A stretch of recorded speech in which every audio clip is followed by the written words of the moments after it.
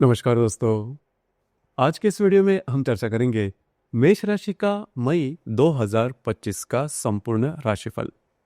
मई का जो महीना है वो काफी खास देखा जाएगा, क्योंकि मई के महीने में दो जो बड़े ग्रह हैं जैसे कि गुरु राहु केतु, ये जो ग्रह है वो राशांतर करने जा रहे हैं, राशि परिवर्तन करने जा रहे हैं।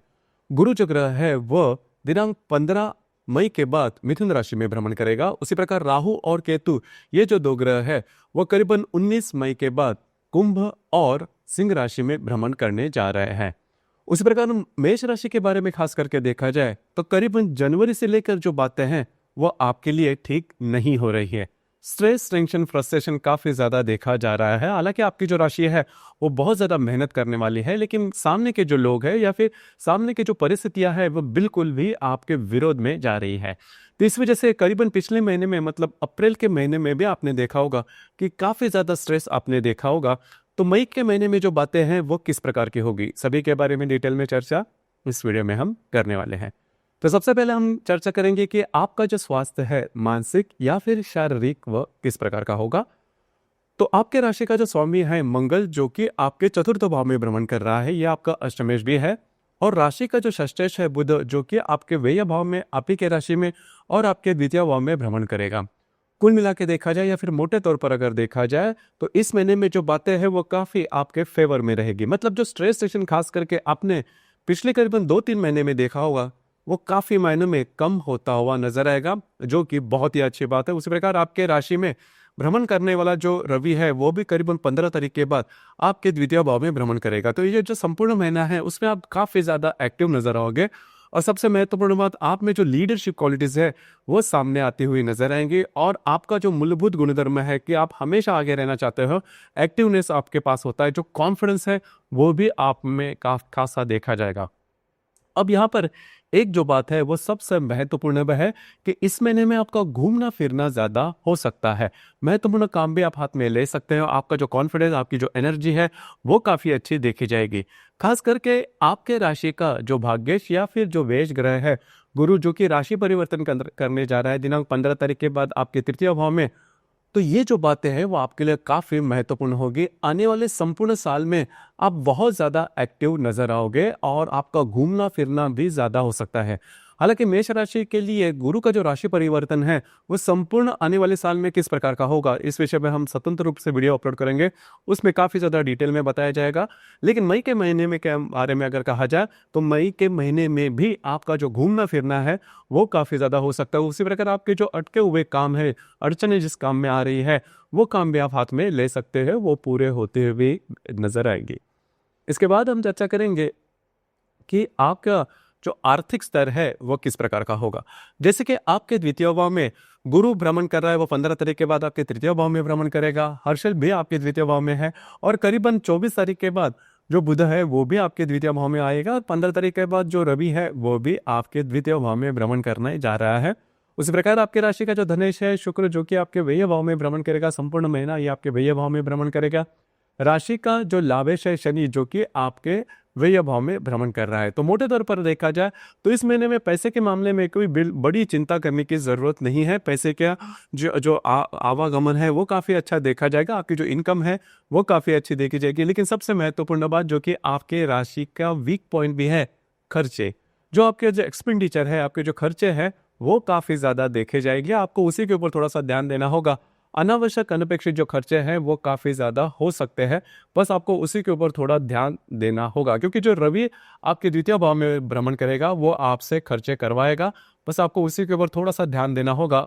उसी प्रकार अगर आप शेयर मार्केट में ट्रेड करते हो तो इस महीने की करीबन 17-18 तारीख के बाद का जो समय है इसमें आपको कुछ अच्छे रिटर्न्स वगैरह मिल सकते हैं। तो जो भी आपने पिछले करीबन 2-3 महीने में देखा होगा कि काफ़ी ज़्यादा हेवी लॉसेस आपने देखे होंगे, लेकिन इस महीने में जो बातें हैं वो आपके काफ़ी फेवर में आ जाएगी, खास करके 16-17 तारीख के बाद। इसके बाद हम चर्चा करेंगे फैमिली हैप्पीनेस के बारे में। घर का जो सुख है वो किस प्रकार का होगा। जैसे कि आपके राशि का जो स्वामी है मंगल, जो कि आपके चतुर्थ भाव में भ्रमण कर रहा है। तो ये सिर्फ संपूर्ण महीना है, मई के महीने में ये जो मंगल है वो आपके चतुर्थ भाव में ही भ्रमण करेगा। तो घर के जो लोग हैं उनके साथ छोटी मोटी बातों को लेकर तकरार हो सकती है। लेकिन खास करके अगर आप नए वास्तु लेना चाहते हो, नया घर लेना चाहते हो, तो उससे रिलेटेड कुछ अच्छे अपॉर्चुनिटी वगैरह आपको इस महीने में मिलने की संभावना बहुत ही अच्छी बन रही है। इसके बाद हम चर्चा करेंगे आपके लव लाइफ के बारे में कि आपकी लव लाइफ किस प्रकार की होगी। जैसे कि आपके राशि का जो पंचमेश है रवि, जो कि आप ही के राशि में भ्रमण कर रहा है, 15 तारीख के बाद ये जो रवि है वो आपके द्वितीय भाव में भ्रमण करेगा। उसी प्रकार करीबन 19 तारीख के बाद जो केतु है वो भी आपके पंचम भाव में भ्रमण करने जा रहा है। कुल मिला के देखा जाए या फिर मोटे तौर पर अगर देखा जाए तो अगर आप किसी की रिलेशनशिप में हैं, उनके साथ आपकी जो हार्मनी है वो इस महीने में बहुत ही अच्छी देखी जाएगी। किसी भी प्रकार के बड़े स्ट्रेस टेंशन को प्रॉब्लम देखे नहीं जाएंगे, जो कि बहुत ही अच्छी बात होगी। उसी प्रकार जो गर्भवती महिला है उनके लिए भी जो समय है वो काफी ठीक रहेगा। लेकिन फिर भी आपको थोड़ा सा चौकन्ना रहना होगा, क्योंकि आपके व्यय भाव में शनि और राहु का भ्रमण भी चल रहा है। तो किसी भी प्रकार के छोटे मोटे भी अगर आपको कोई प्रॉब्लम दिखाई देते हैं तो उस पर तुरंत काम करना आवश्यक होगा। जो विद्यार्थी वर्ग है उनके लिए जो समय है वो शुभ फलदायी साबित होगा। इसी प्रकार वैवाहिक जीवन के मामले में अगर कहा जाए तो आपके राशि का सबसे महत्वपूर्ण ग्रह वैवाहिक जीवन के मामले में शुक्र, जो कि आपका धनेश भी है, आपका सप्तमेश भी है, यह आपके व्यय भाव में भ्रमण कर रहा है।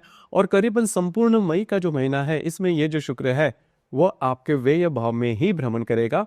तो अगर आप विवाहित हो तो आपकी जो वैवाहिक जोड़ीदार है उनके साथ जो बातें प्रॉब्लम है वो कई महीने नॉर्मल हो जाएगी, लेकिन पूरी तरह से उसमें सुधार आने की संभावना थोड़ी कम है। उनके स्वास्थ्य के बारे में आपको ध्यान देना होगा। छोटी मोटी स्ट्रेस टेंशन वो चलेंगे, और खास करके उनके स्वास्थ्य रिलेटेड छोटी मोटी बातें हैं वो थोड़ी सी ज्यादा हो सकती है। बस आपको उसी के ऊपर थोड़ा ध्यान देना होगा। कार्य क्षेत्र के मामले में भी अगर कहा जाए तो ये जो संपूर्ण महीना है इसमें आपका घूमना फिरना ज्यादा हो सकता है, और खास करके डॉक्यूमेंटेशन से रिलेटेड किसी भी प्रकार के काम है तो उस पर थोड़ा ध्यान देना आवश्यक है। एक बात मैं कहना चाहूंगा कि आपकी जो 7.5 है वो शुरुआत हो चुके हैं। अप्रैल के महीने में आपने इसका ट्रेलर भी देखा होगा कि छोटी मोटी बातें किस प्रकार से कॉम्प्लिकेटेड हो जाती हैं। तो बस किसी भी प्रकार के ऐसे निर्णय कार्य क्षेत्र से रिलेटेड बिल्कुल भी नहीं लेना, जिसकी वजह से आगे जाके आपके लिए जो बातें हैं वो काफी ज्यादा कॉम्प्लेक्स हो सकती है। बस आपको इसी के ऊपर थोड़ा सा ध्यान देना होगा। उसी प्रकार जो ग्रह योग है उसके मामले में भी अगर कहा जाए तो इस महीने के करीबन 2 तारीख को शुक्र और नेपच्यून की जो युति है वे आपके व्यय भाव में होने जा रही है। अब ये जो युति है आपके लिए अशुभ फलदायी होगी। खास करके आपकी जो वैवाहिक जोड़ीदार है उनके साथ छोटी मोटी बातों को लेकर जो बातें हैं वो काफी ज्यादा कॉम्प्लिकेट हो सकती है, और सबसे इंपॉर्टेंट बात मिसअंडरस्टैंडिंग होने की संभावना बहुत ही ज्यादा बनती है। उसी प्रकार पैसे के मामले में भी, खास करके इन्वेस्टमेंट के मामले में आपको चौकन्ना रहना होगा किसी भी प्रकार की बड़ी इन्वेस्टमेंट करते समय, क्योंकि आपकी जो राशि है इनका जो डिसीजन पावर होती है वो काफी अच्छी होती है। जल्दी जल्दी में डिसीजन ले लेते हैं, पहले सोचते नहीं, आप पहले डिसीजन लेते हैं उसके बाद सोचते हैं। तो अगर मतलब पैसे के मामले में ऐसी कोई बात इस महीने के शुरुआत में होती है तो वो आगे जाके आपके लिए प्रॉब्लम वाली हो सकती है। बस आपको इसी के ऊपर ध्यान देना होगा। उसी प्रकार दिनांक 17 तारीख को रवि और हर्षल की युति आपके द्वितीय भाव में हो जा रही है। आपके जो वैवाहिक जोड़ीदार हैं उनके स्वास्थ्य के बारे में ध्यान देना होगा। आपके जो खर्चे हैं उस पर भी नियंत्रण करना आवश्यक होगा। दिनांक 22 तारीख को शुक्र और मंगल का त्रिकोण योग होने जा रहा है आपके व्यय और आपके चतुर्थ भाव में। अब ये जो त्रिकोण योग है आपके लिए शुभ फलदायी साबित होगा। खास करके घर के जो लोग हैं उनके साथ कहीं बाहर घूमना फिरना हो सकता है। आपके जो वैवाहिक जोड़ीदार हैं उनके साथ भी आपकी जो हार्मनी है वो काफी अच्छी देखी जाएगी। उसी प्रकार दिनांक 24 तारीख को बुध और हर्षल की युति होने जा रही है आपके द्वितीय भाव में। अब यहाँ पर आपको थोड़ा सा ध्यान देना होगा, खास करके इन्वेस्टमेंट के मामले में। उसी प्रकार आपके जो वैवाहिक जोड़ीदार है उनके साथ जो बातें हैं, जो कॉम्प्लिकेशंस हैं वो थोड़े से एक्सट्रीम पर जा सकते हैं, ध्यान रखिए। इसी प्रकार दिनांक 26 तारीख को रवि और बुध की युति भी होने जा रही है आपके द्वितीय भाव में।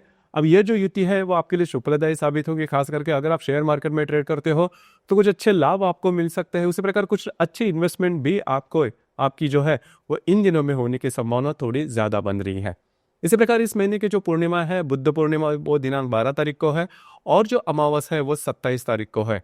पूर्णिमा और अमावस के दिन किसी भी प्रकार के बड़े निर्णय नहीं लेना, अगर लेते हो तो वो चूकने की संभावना ज्यादा बनती है। मैं बॉटम लाइन यही कहना चाहूंगा कि आपके लिए जो अशुभ कालावधि है वो पूर्णतः अभी तक समाप्त नहीं हुआ, लेकिन आशा की जो किरण है वो आप मई के महीने में देख सकते हो। पिछले करीबन 2-3 महीने से जो भी बातें, जो भी स्ट्रेस चल रहे हैं उससे आप धीरे धीरे बाहर निकलोगे। लेकिन किसी भी प्रकार के बड़े निर्णय भावना में आकर मई के महीने में बिल्कुल भी नहीं लेना। तो दोस्तों ये था मेष राशि का मई 2025 का संपूर्ण राशिफल। धन्यवाद।